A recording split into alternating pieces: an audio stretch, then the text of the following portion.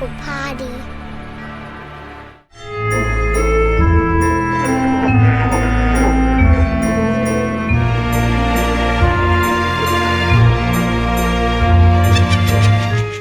Hello and welcome back to the Darkling Chronicles. I have a cool episode for you tonight. We're going to talk about the Appalachian Mountains, Appalachia.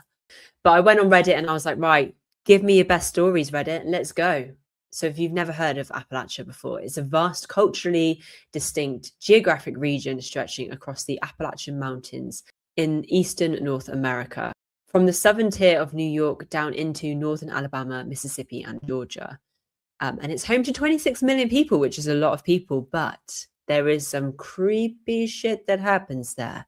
Apparently, if you're in the Appalachian Mountains walking a trail and you hear someone call your name, one, you do not answer them. And two, if they sound far away, it means they're very close to you. And if they sound very close to you, it means they're far away. You do not whistle back to anything that whistles at you. It's very creepy. It's very cool. And we're going to tell some stories about it tonight. First of all, though, massive thank you to everyone who's new here. My Spotify's just gone from like 460 people to 520 overnight. No exaggeration.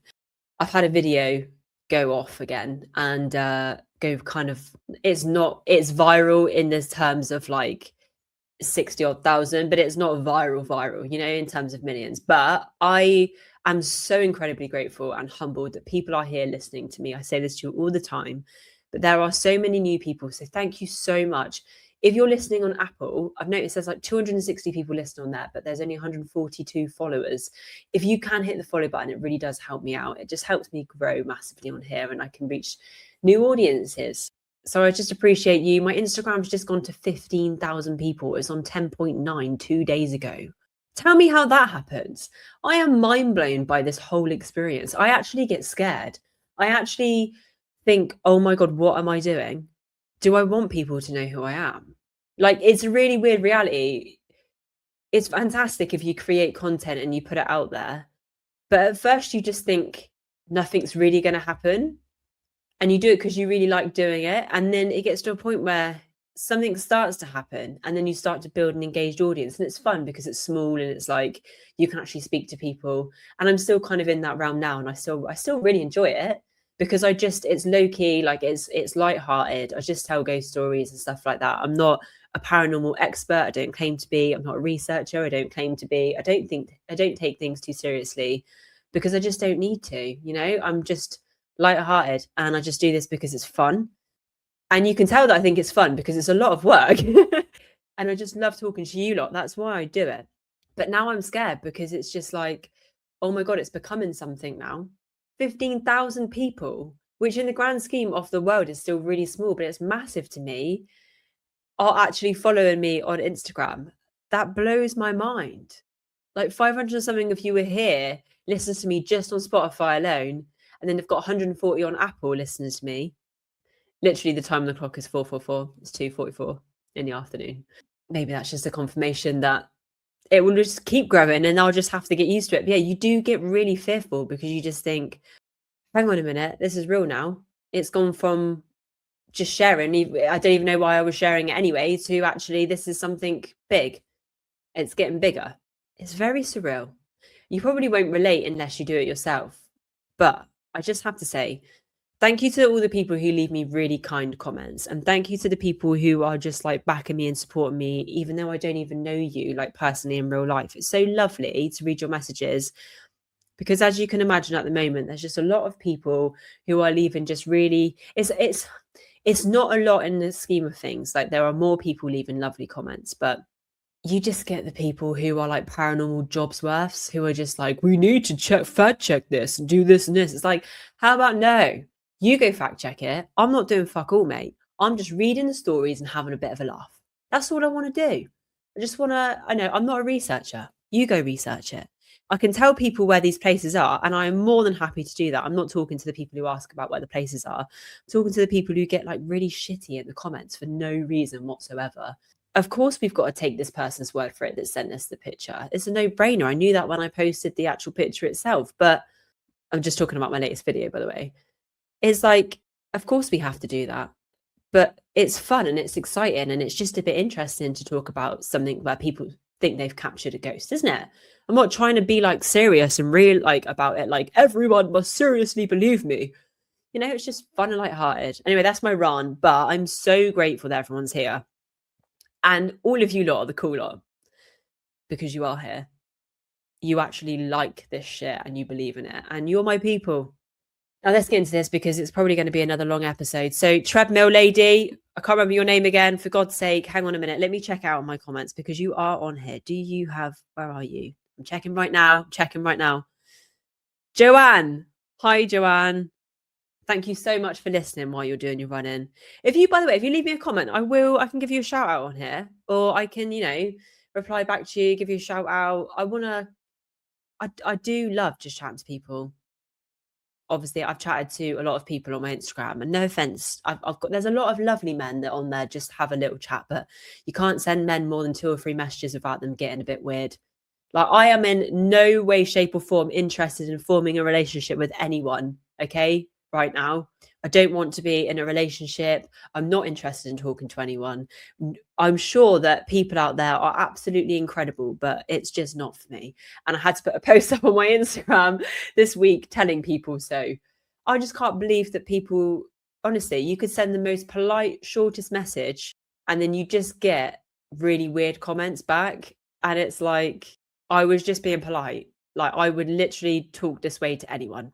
But I suppose you've got to expect it, haven't you? Some people just, I don't know why, think that, they want to shoot their shot. Fair enough. I just, please don't shoot your shot at me because I will just stop replying. I'm not interested. It's quite funny though, and it's quite sweet, and I'm very flattered, but absolutely not. It's almost as scary for me as reading stories about the Appalachian Mountains. Just don't.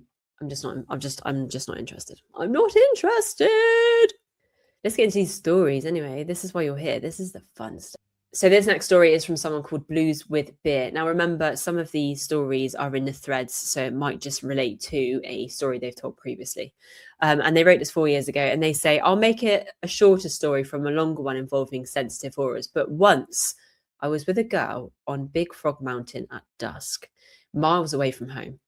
We decided to walk up the trail when right behind the car, I stepped in a mud puddle with odd-looking light and brownish water.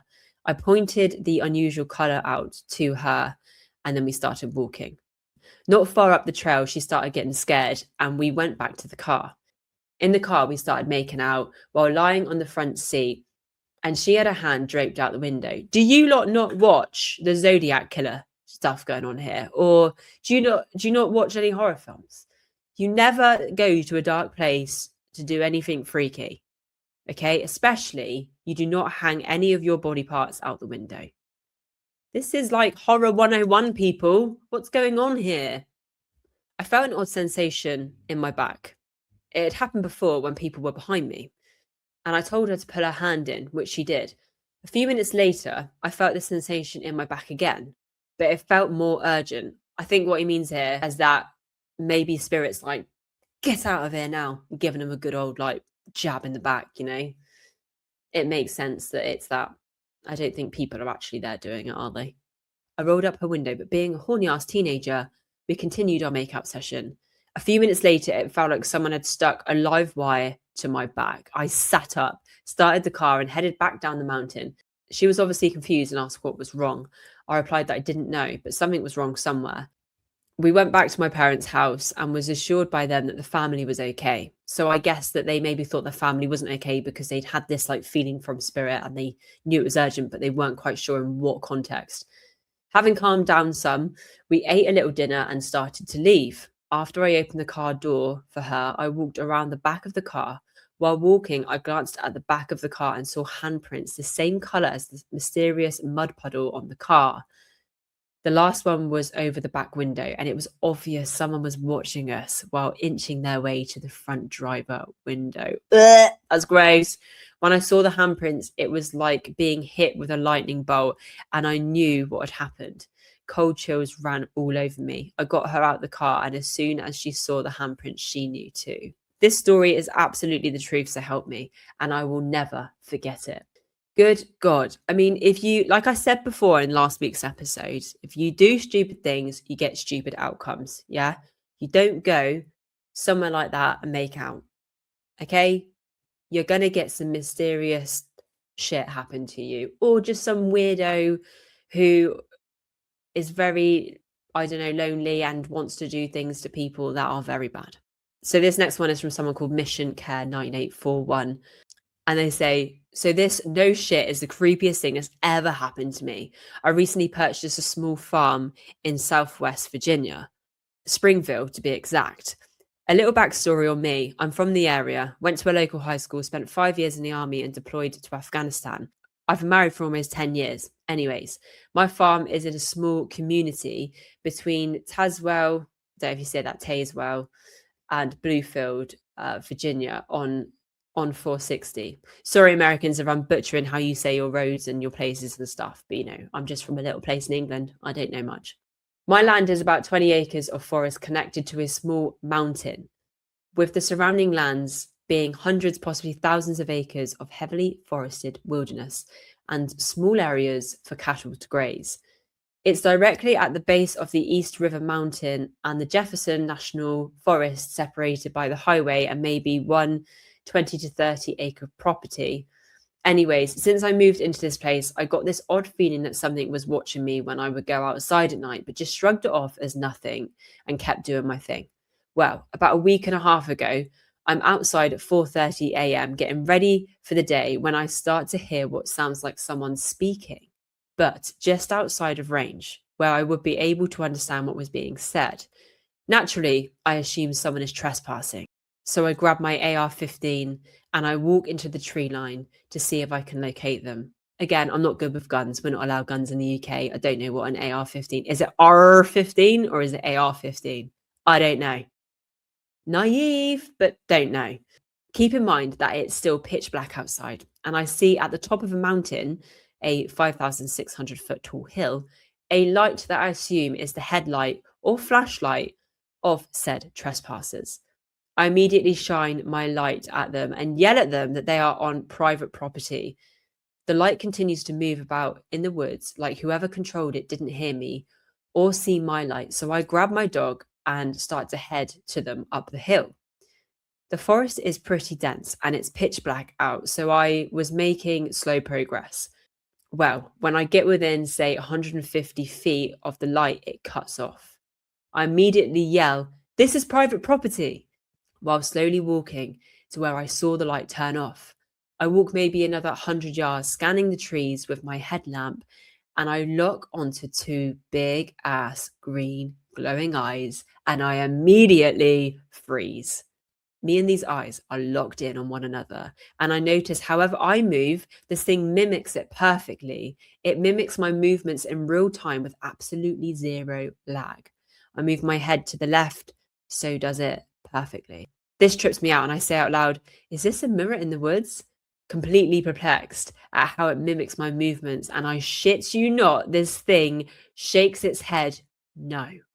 I immediately almost piss myself and get this overwhelming sense of dread that washes over me. I immediately put my AR-15 to my shoulder and say out loud, "If you come to my direction 1 inch, I'm going to smoke you." This thing immediately drops down behind brush and I lose sight of it. I immediately rack my AR-15 and it pops back. I say out loud, "I'm back down the hill and you do whatever you were doing." This thing looks at me for another 10 seconds or so and then out of nowhere bolts to the right over the hill in what sounded like an attempt to flank me. I immediately begin backing down the hill fast as fuck, fighting the urge to turn my back to where it was and sprint down the hill. Needless to say, I make it home, go inside and lock my door, absolutely shocked at what had just happened. The crazy part is my dog never noticed or acknowledged this thing was there. It was like my dog couldn't detect it at all. This thing looked like a 7 foot tall skin and bones human, and it ran on all fours. I've racked my brain trying to figure out what it was. Maybe a sick bear, a sick person. Literally nothing makes sense. These are the kind of stories that I'm living for. This is the kind of stuff I've heard that's in the Appalachian Mountains, and I am addicted to listening to stuff at the moment on it because people have actually caught what these things are. And, apparently men say their name, SWs, you're going to call them. Google that. Because apparently when you say their actual name, they can hear you. And I don't want to risk anything right now. Okay, my love's crazy enough at the moment. I don't want to bring anything else in. Thank you very much. So I think that you should Google it, have a little look. Don't say it out loud. And people have actually caught these things on camera, and they're just disgusting. This next story is from someone called AD Tool 3360. And they say, we were deep in Big Bradley country, where all the trees grew close enough to swallow sound, and the trail stopped feeling like a trail if you looked away too long. I knew these woods, and that mattered. I'd grown up around them. I knew the way the ground dipped. I knew the sounds of the creek, and I knew the difference between a squirrel in dead leaves and the man trying to move quietly. I knew how far a voice could carry between the trees, and I knew how dark it got after sunset when the last bit of orange left the ridge. By the time night settled, we had already walked the area to death. 2 miles in every direction, maybe more. We checked the nearby clearings, followed little cuts through the brush, climbed over rocks, crossed leaf beds, and wandered until the wood had stopped feeling interesting and started feeling familiar. There was nobody out there, no tents and no lanterns, no distinct firelight blinking between the trees, no other voices. There was no flashlights bobbing through the dark. It was just us. 3 tents, 4 men, a fire, and a few drinks. And laughter. The kind of stupid, comfortable laughing you only do when the world feels far away and you think you know exactly what is around you. Already 3 a.m, the woods went quiet. Not silence exactly. The fire still crackled, and someone shifted in their chair, a bottle clinked softly against another. But the forest itself seemed to hold its breath. I remember staring into the coals, watching them pulse red under the blackened wood, when a voice spoke from the edge of the firelight. Hello. All 4 of us looked up. He was standing right there, not 20 feet away, not coming down the trail, not pushing through the brush, right there, just outside the circle of our chairs, close enough that the firelight caught his face.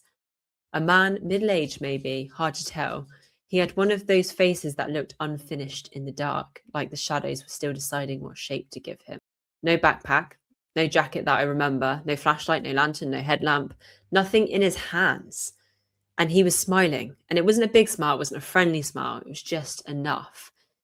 Like he had been smiling before we saw him. Mind if I sit? He asked. Nobody answered right away. That was the first thing that bothered me. Not the question, the lack of sound before it, the fact there was no footsteps or no leaves crushing under boughs, no twig snapping, and there was no breath or warning. He had crossed the woods into the pitch black and appeared at our fire like he had stepped through a door. My boyfriend glanced at me. Clint's hand shifted near his gun, casual enough that you wouldn't notice unless you knew what to look for.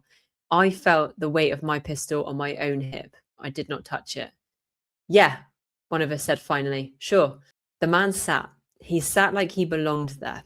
That bothered me too. He did not act embarrassed for sneaking up on us. He did not laugh and say that he'd hoped he hadn't scared us. He did not explain where he'd come from. He just lowered himself near the fire and looked around at our tents, our chairs, our cooler, our faces. He then started asking questions. How long you boys been out here? Just tonight, I said. His smile twitched. Been camping long? A while. You come out here often? Nobody answered that one fast enough. The fire popped, throwing sparks into the dark, and for a second they looked like little orange eyes lifting into the trees. He kept smiling, not staring at one of us too long, but looking at each of us in turn, measuring, counting, taking inventory. His eyes passed over Clint's hip, then mine.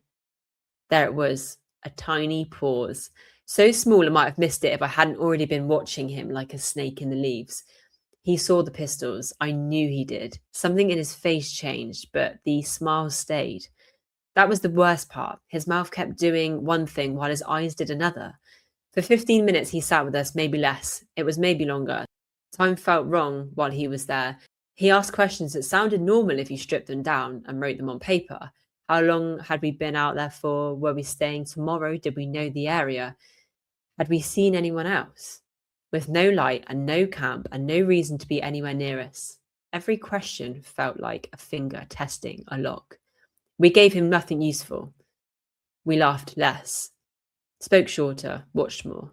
At one point, he looked past the tents into the black woods behind us. You hear things out here at night? He asked. Nobody laughed. What kind of things? My boyfriend said. The man turned back towards the fire. The smile widened by a hair. Depends who's listening. The fire cracked hard enough that one of us flinched. Then all at once the man stood up, no warning at all, just up, and said, well, I better get going. Where are you headed? Clint asked. The man looked into the woods behind him. Not towards the road or the way out, but deeper, just over that way.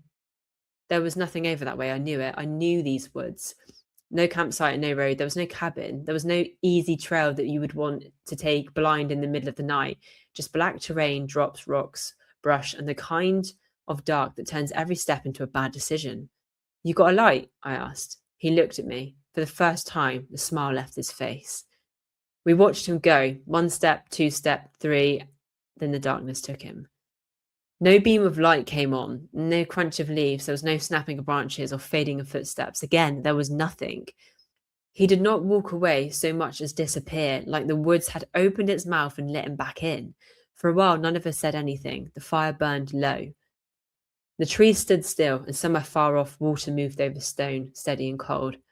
And finally, I said, I hope he doesn't get hurt out there. Nobody answered, because that was the polite thing to say, the normal thing, the thing you say when a strange man walks alone into dangerous woods with no light, but none of us believed it. Not really. For weeks after that, I watched the news. Missing hiker, body found, search underway, man injured near Big Bradley, anything. Nothing ever came. No report, no name, no explanation, just a memory that never settled right. Years later, I still think about him. The way he appeared without a sound, the way he smiled at the fire, the way his eyes paused on the guns, the way he asked how long we'd been out there, like he was trying to decide something. People like ghost stories because ghosts are easier. A ghost doesn't need a motive. A ghost doesn't need to know if you're armed. A ghost doesn't sit by your fire and count how many of you there are. I don't know what we met that night at Big Bradley, but I know this. Whatever he came for, he changed his mind. Isn't that just a really creepy, horrible story? Now, listen, I will never come camping with you. I will never come camping, and this is why. I've only ever been camping in situations where there's actual campsite with people around and toilets and somewhere I can wash myself, okay? Sleeping in a tent and waking up to like a hot air-filled, grass-smelling space sounds wonderful in theory. The practicality of it and reality of it is it's not great. You've got to sleep on the floor, your back hurts.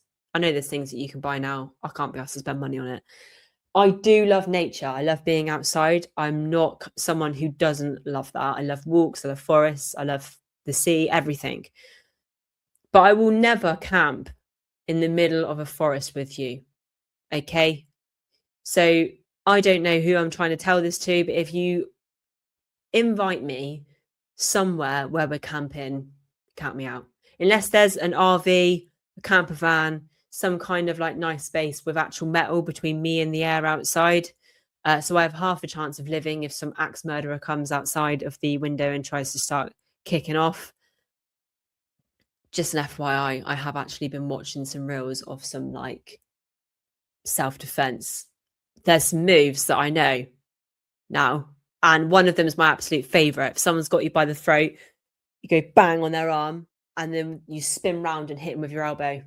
I don't want to try it out. I'm not asking people to try and attack me. Please don't. I am a pansy. I'm not a confrontational person by nature, but it did look fun to try and do. However, that is my take on camping. Sorry if you like it. Love that for you. We'll never do it.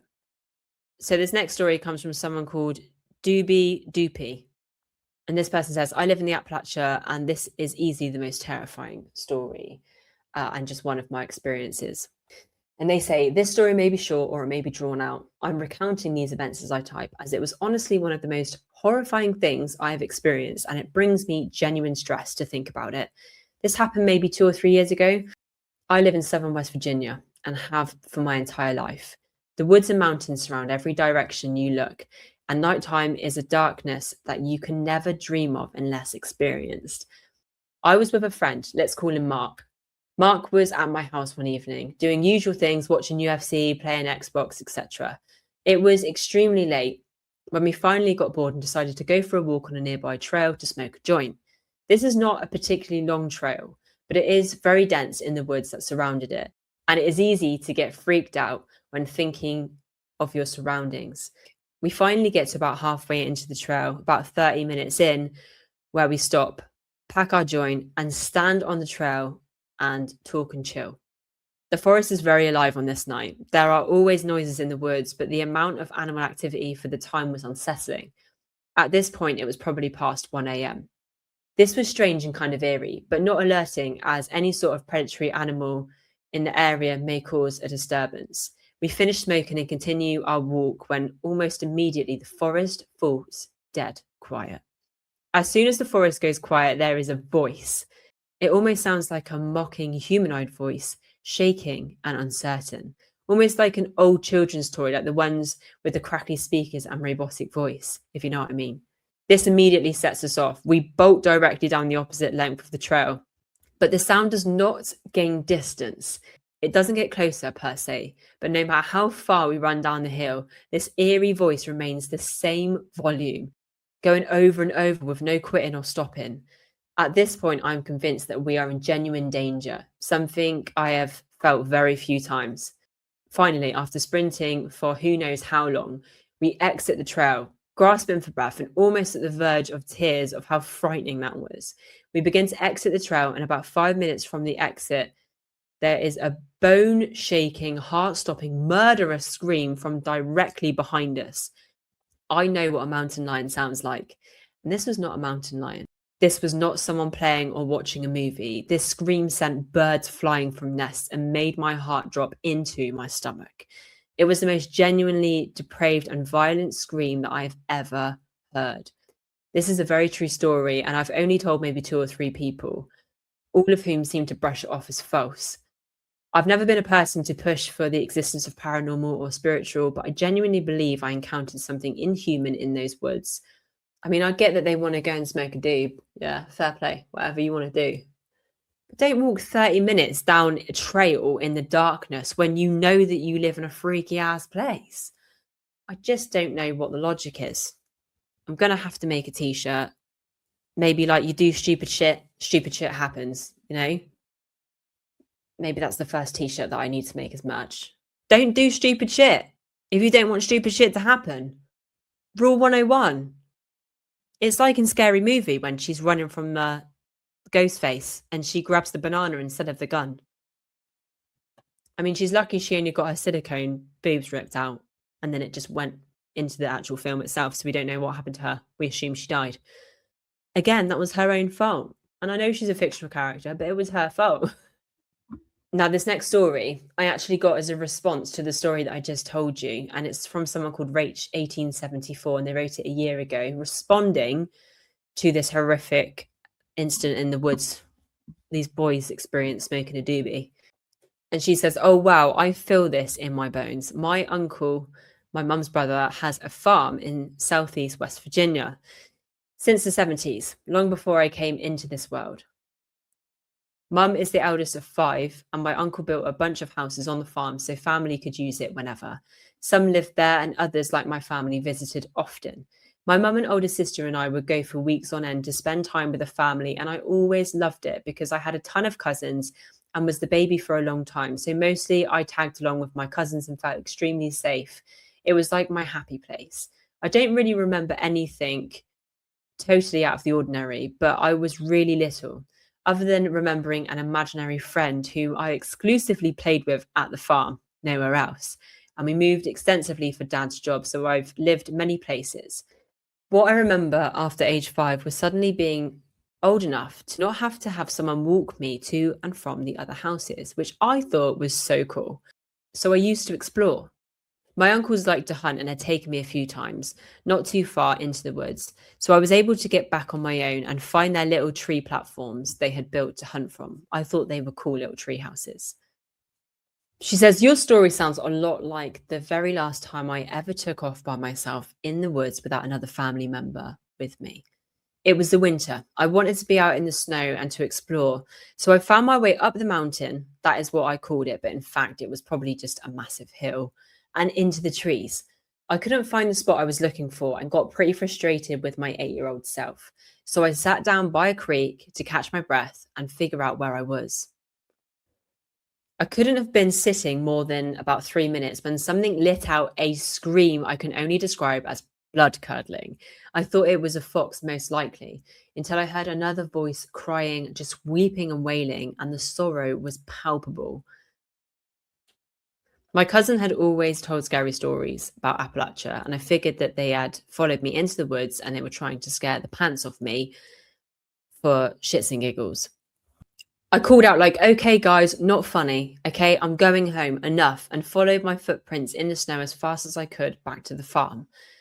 The screaming and crying didn't stop. It stayed consistent as I moved, which really made me convinced it had been my cousins. I don't think I heard words, just crying and screaming, but it wasn't pleasant. I made my way back to the main house, my uncle's house, which was the biggest on the property and visible from the edge of the woods, and absolutely booked it, and ran full tilt to get to the kitchen door. I remember getting through the door and slamming it behind me because I was a combo of terrified and annoyed that my cousins were playing a prank on me. The next closest cousin in age is 9 years older than me, so I was often the butt of pranks. Well, wouldn't you know, every family member was accounted for in the living room, kitchen. My older male cousins and my uncles were in the kitchen putting their snow boots on and coats to come and find me, as apparently I'd been gone for several hours and they were worried. According to my mum, I was white-faced. My hands were covered in scratches through my mittens. I guess I must have fallen over or something. They were so worried I had disappeared. I should add, I set off from my aunt's to walk to my uncle's and had decided to take a detour and didn't tell anyone. Oops, I was 8 and really didn't think about how it might be bad. Mum said I looked like I'd seen a ghost. I asked if anyone had come out of the woods to look for me. They said, no, we've been looking at different houses and we were just about to come look for you because they had seen my footprints head into the woods. I told them about where I went and what I heard, and my uncle, whose property it was, said, oh shit. I think you probably ran into the witch. I'm over here thinking some crazy lady lives in the woods and I probably stumbled across her cottage. Nope. The witch was just what they called this unknown entity that roamed the woods screaming and crying, mimicking people's voices and just giving people a good old sense of doom and dread. No one had a straight answer about possible folklore or anything like that, but my older cousins had their own experiences with similar happenings over the years. It scared the living daylights out of me, and while I've been back to the farm over the years, I can tell you I have never once set foot in that woods or tree line again. I'm grateful that my family didn't think I was crazy, but the general rule is not to be in the woods alone, so I listened. To my knowledge, nothing physical ever happened to anyone and this entity, more of a prankster than anything. But oh my God, the Appalachia has some weird stuff. I definitely remember some strange stuff happening during the week at my aunt's funeral when I was 21, and random voices or red eyes or smoke apparitions in the wood's edge. I never went to check them out after that one incident.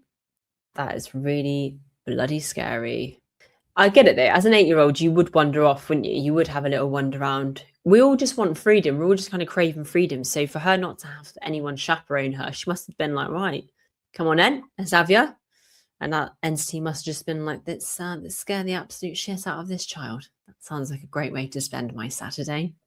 This next story is from someone called Fireball in My Arse. And you're welcome, by the way, because I tend to pick out some really cool names without knowing. I read the stories, I copy and paste them in, and as I read them on here, they shock the life out of me. Fireballs in my ass. Excuse me, it's fireball, not two. So they haven't got 2 balls in their arse at least. Now this person says, I have had a terrifying encounter in the Appalachian Mountains and I'm looking for answers. Let me start by saying I have lived in the Appalachian Mountains all my life and have experienced a lot of strange things. My family was Irish and settled in Western Virginia, but I currently live in the North Carolina portion of these wonderful mountains. That being said, I have learned a lot about what really lurks in these dark woods, but it's like nothing I've ever experienced before. It all began when my golden retriever, Ozzy, was growling like I had never heard before. He literally never growls, so that had already made me uncomfortable, but his growling was bone-chilling. It was like he was getting ready to have to fight for his life or something. I took both him and my other dog out around 11 p.m. and he would not leave my side. I noticed that my workshop door was open, so I walked down to close and lock up. The entire time he was glued to my side. Ozzy also kept trying to get between my legs, still growling. All of this while his hair was sticking straight up like a feral animal. The second I closed the door, all hell breaks loose in the woods. It sounded like 50 full-grown men had broken out into a full sprint, tearing through the woods. Trees were shaking and branches falling. In my life, I have never been that scared. We got back into the house before I shit my pants, and I got my pistol and mag light to figure out what the hell was going on out there. When my dog and I got back outside, we were summoned by what sounded like people mumbling. It was everywhere. I shined the light all over the woods and couldn't see anything, but the sound was coming from all around. It sounded as if you'd got like a full gym of people just making baby mumbles. You could almost make out the words, and that's why I don't think it was an animal. I almost immediately felt sick, like I was having a mix between a panic attack and a full case of the flu. Back inside the house, it sounded like people were walking around all night. The windows were creaking, and you could clearly hear the sound of shoes on the gravel. The mumbling never stopped. Every time I got up to check the house, my feet would touch the floor, and it would go dead silent. You couldn't hear the birds, crickets, frogs, or anything. I was terrified and didn't sleep a wink. The air felt thick and evil all night, and that's the only way I could explain the feeling. Imagine a soaking wet quilt being tossed over you. That's how I felt. I am looking for any answers as to what this could be. This wasn't like a normal spooky story my grandma and great uncle used to tell me. Does anyone have any answers to this story? Do you live in America, around the Appalachia, around the same area as this person, and know and experience anything similar and know what the hell was going on here? Is this like a full-scale weird entity attack where they're like, right, that dog is onto us. Everyone, full bolt, run through the forest now. Don't worry about the trees, just knock them. We're going to go get this guy and scare the shit out of him. I want to know what that is. I would love to know if anyone's had an experience similar to this, because that is not okay. And the thing is as well, it's like, this isn't one of one story. This is one of so many. So many people having these experiences. And honestly, God, imagine if it was you. Imagine if it was you. We're all just like living our life, just like, yeah, nothing like that will ever happen to me. Well, then it does. And you're like, what the actual, I don't even know. How do you explain that to people? And it's sad that no one believes anyone. I mean, I do. I tend to believe people before I don't, but that again is based on a gut feeling. If I feel like I'm talking to someone and I get an off feeling about them, I've learned to trust this now. And I've also learned that it is definitely accurate. A few things have happened to actually to show and highlight that I can't trust these people. So I actually just go by gut feeling. If they are just genuine people sending me a story, not trying to big it up too much, they're just like, right, this happened. I can't explain it. I don't know what's going on. I tend to like listen to them a bit more, you know. But there are just so many people who don't believe. And I mean, it's fair enough to be skeptical, but just like that person who's saying they saw something, you can't then tell them that they didn't see something. Both opinions can stand, can't they, in the same breath? But it's, you know, I guess it's just your perspective and your experience, what's happened to you. You can't really, if you've never had an experience, you're not going to be like, oh yeah. This next story is from someone called PH Grimm. And they say, hello all. Originally, I'm from West Virginia. I moved around between the Appalachian and the Midwest as a kid. Between the ages of 10 to 13, I lived in rural Kentucky in the foothills of one of the oldest mountain ranges on the planet. I lived there with my dad and my grams. We lived in what we call a holler. Think of it like a cul-de-sac in between a set of foothills. We lived in the middle of the neighborhood with nothing but family on both sides. No one lived across from us or behind us because of the foothills. When I moved in, my grams had some rules I had to follow. At the time, I chalked them up to hillbilly stranger danger. They were things like, don't mess around with animals, don't go out in the woods alone. Then they got a little weird. Don't whistle. If you hear your name, don't answer and don't go to it. And if you see someone in the woods you might know, no, you didn't, just come home. This experience happened in August when I was 11. My dad and I had mowed path through the tall grass and berry bushes to the left of the double wide we lived in.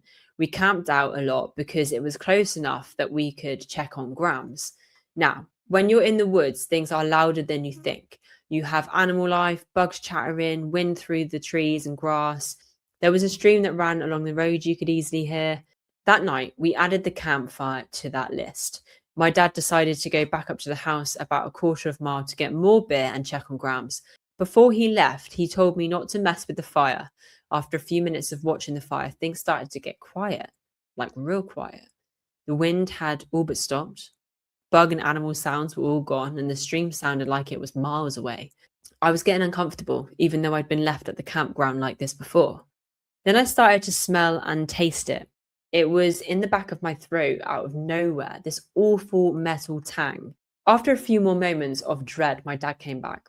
He was mad right away, said he could smell burning metal coming up the trail. He accused me of tossing beer cans in the fire. I told him I didn't, and even pointed to the fire to prove it. He said there was a storm coming and we needed to get back home, and he let it go. We left the tent and started on our way back. Now, a very weird but cool thing about lightning in woods this dense is when the lightning hits, it lights up everything like the middle of the day, well up until the front of the trees. After the first set of trees, it's pitch black. There are no street lights, and unless you have lights on your property, it's completely black. So it's pitch black, lightly raining, and other than the dim lights from the house windows, there's nothing. I'm eating watermelon, as one does in August in the mountains. When the first clap of lightning hits, everything is as bright as it can be. And after a second passes, it's back to pitch black. The next clap of lightning comes, and that's when I see it. On the porch, past the yard, over the stream, past the road, and the ditches on either side, just past the first line of trees, I could see the silhouette of it. Then it goes dark. This is also when I can start to taste that same awful burning metal. I'm not really sure what I saw, so I kind of just stay still. It's a few moments before the lightning hits again. The figure is now closer, standing side by side to the trees. Then it's back to black again. I'm standing now, not sure what to do. It's been 20 years to this day, and I've tried but can never fully describe what I saw. This thing's head wasn't proportionate to its body. The arms were too long and the torso doesn't fit right. It was like if you asked a blind person to draw what a person looked like. It didn't look correct. Once the lightning hit again, this thing was standing in the middle of the road. Not wanting to see this thing get any closer, I go back inside. My Grams is doing the dishes and asks why I'm inside. I tell her I think I saw something. She almost immediately gets my dad on his feet, telling him to shut and lock all the windows and doors. My dad, vaguely drunk, obeys. That night, I sleep with her. The next day, we discover the tent door is torn off. It didn't look like an animal. Things weren't cut or shredded. It looked like someone had pulled it apart. My uncle, who lived a mile or so up the road, had 8 chickens killed. Heads gone, no blood. The next few weeks, all the kids had to wait for the bus with an adult. My dad was late for work for 3 weeks. Anytime I tried to talk about it, I just had the subject changed. I figure I was a kid and it wasn't important or real. It wasn't until years later I finally understood. I was in my early 20s and some of my cousins were in town for Halloween. As I was telling them this story, my aunt gets irate with me, saying, "Don't tell them that. Don't you put that evil in them." After, I couldn't help but look back and think about all the times I've been shunned when trying to talk about it. Once I started dipping my toes into Reddit, I realised there was a name for this fucking thing. The same name my auntie had called it that day at the party, and other people who have seen it, the Goat Man. I've never heard of the Goat Man. What bothers me most is how to this day I couldn't describe any feature, nor have I ever tasted that awful burning metal taste again. I've never heard of the Goat Man. I'm going to have to look it up and probably do an episode on that now, aren't I? Definitely. The next story is from Jean Parmesan. They wrote it 7 months ago. And they say, real story here from Southern Appalachia. Not the craziest horror type story, but still scared the hell out of me. In August 2022, I solo overnight camped in the Sumter National Forest. I hope I've said that right. In the far northwest corner of South Carolina. It was my third and last time ever solo camping out in the middle of the woods. I feel like I'm a pretty seasoned outdoorsman, and I wasn't so far out where I feel this should be irresponsible. Anyway, I parked my car on an old logging road and hiked in about 1.5 to 2 miles to the top of a ridge that was near an area that had just been cut by loggers, probably in the spring that year. I was about 5 miles from the nearest sign of civilization. I was testing out some new camp gear and just getting some solitude. It was pretty and peaceful and kind of hot and humid. Found a nice spot, set up a camera on the edge of a tree line bordering a grassy area on top of the ridge. The afternoon and evening went by without any issue. I had a cramped 1.5 man size tent and left off the rainfly because it was so hot, and it was mostly just netting that sort of let me see it out of the tent, but not well. I went to sleep and woke up from a nightmare at 4:36 a.m. I remember because I looked at my watch. The nightmare was me in my tent exactly where I was in the exact position I was lying in. In the dream, I woke up and looked to my left and I saw a large, dark figure with red eyes staring at me from outside the tent. I woke up after that, heard a blood curdling scream that had to be right in the vicinity of my little camp area. I was absolutely frozen in fear. It kind of sounded like a combination of an owl screaming and a fox screaming, if you can try and imagine that. About another 30 seconds goes by. That felt like an eternity, still frozen in fear, and then something big, like a full sprint, stomped through my campsite. It was heavy because I could feel the vibration on the ground. I had a pistol and an AR-15 style rifle with me in the tent, both with weapon and lights. I somehow mustered up the courage and grabbed my rifle, unzipped the tent, and switched the light on quickly to scan around with it. Pure adrenaline. I saw nothing and no sign of anything. At this time, there were zero sounds, bugs, and critters. And if you know the South, the woods can be loud as fuck at night. That also scared the living shit out of me. That part didn't even hit me until later on, when I was recounting everything, which made me more scared. Anyway, I stayed awake, scanning the woods pretty much non-stop until first light, and quickly packed up and got the fuck to the car. What's weird is I've been to this area many times with my brother and friends doing little camp out, shooting and land nav type stuff for fun, and never had anything weird happen. Since then, I've gone near that exact area again, but no closer than a mile or two away, and had dudes with me for overnight camps. Nothing strange or scary has happened since, but I don't know what it was. Some people I've told said it may be a dogman or Bigfoot. I truly don't know, and I don't want to. I don't blame you. I think you'll agree that the Appalachian Mountain stories are very scary, and they all seem to follow a suit of everything going silent. And it feels like this goat man I've never heard of. I will actually make sure that I do some research on that, see if I can tell you anything. Or maybe I'll try and find some stories on the goat man on Reddit. Because imagine being him outside and seeing that thing. Every lightning strike this thing gets closer. And chickens with their heads being bitten off and just like blood sucked out of them. Jesus. I have heard stories like this before, and I swear that I've read a story or heard someone telling a story where this man was in his garden. He saw one of these things at the bottom of his property. It looked at him and it was like not normal, not human, and he knew it. And he went inside to get his gun, and basically he woke up the next day too, and all of his chickens were dead. So this thing just must, as long as it eats chickens, I don't care. You know, if it's eating chickens and not humans, bloody flesh and souls or whatever, then that, you know, I do feel bad for the chickens. I'm sorry, chickens, but luckily for us, they don't really know what's going on, do they? Not like we do. Anyway, I'm really sorry. I haven't actually got much time to read you any more stories, but I will look for more stories. I'll try and find stories on the goat man, anything else weird that's happening in the Appalachian Mountains. If you've got a story yourself and you're a listener and you're from that area, you've got a freaky story, or you know someone who's got a freaky story, please let me know. Please write in the comments, say hi. Love speaking to you lot. I am going to go and make some Lego with my nephew. We are making the World Cup trophy at the moment. I have only just got into Lego. I can't say that I ever thought it would be my thing. A million pieces and patience just does not sound like a bit of me. However, I have really enjoyed it. And because my work friend Katie got me into it, she bought me these botanical Legos, and they were just really easy and simple to do and so easy to follow the instructions. They literally give you pictures. It's so simple. I just sat there of an evening watching a film and doing it because I just basically needed to just like let my mind not think about work or anything. And I just brought it into the living room one night, and my little nephew just wanted to jump in and help me. So now we've gone in full blown, a massive World Cup. It's about that big. If you're watching it, if you're listening to this and not watching, it's probably the size of a large vase. It's quite big, you know. And we've got more to do. We've managed to get through 13 bags. I think there's like 27. So we're not doing too badly at the moment. But it is unexpected. I didn't expect to love Lego. But there you go. Absolutely love Lego. And now I just want to make everything. The only thing is I can't put it anywhere. Luckily, he's going to keep that Lego. But, you know, all of the other ones that I build, I can't actually buy any more because I need like a room for it or something. It's a very like, you have to be very committed to Lego. One, it's really expensive, and two, you have to have a room where you can just put all of the shit in, like Harry Potter, castles, cars, Dobby. You can buy Dobby as a Lego. It's just a lot. Anyway, I'm waffling. I hope you are well and that you've had a beautiful weekend. I will make more of a plan for next week, so I've got some more cool stories to read you.